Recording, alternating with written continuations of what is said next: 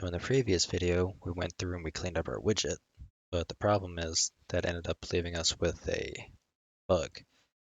So when we would host the game and we would go to game settings, we wouldn't really have any proper map data inside of these two buttons like we normally would. So the reason for that is, for example, we had to create host beacon. Everything's set up right. Oh, we don't actually need to be in there.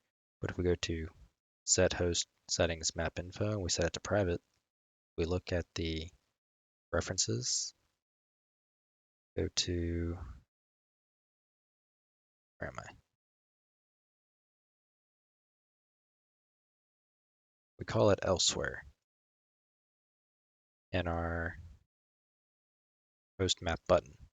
So in our host map button, it actually failed to compile, as you can see up there, even though it didn't show it for some reason. But if we go to our on click for the map, like our on clicked event, this is throwing an error because it is now a private function.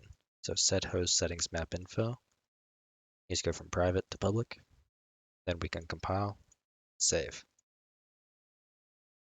So now that it is a public function, we can open up our editor.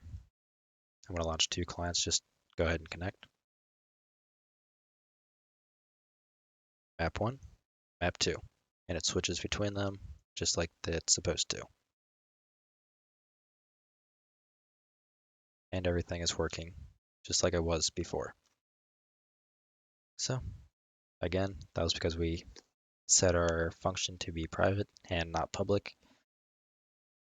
So that's all. And we now have we can actually delete all of this, no longer needed. And we have a much cleaner setup in our widget, as just about everything has been moved into functions. So it is nice and clean and categorized as well, not categorized, but just a much cleaner look to it as a whole. So now that we are we are cleaned up, I will see you in the next one where we continue with the functionality.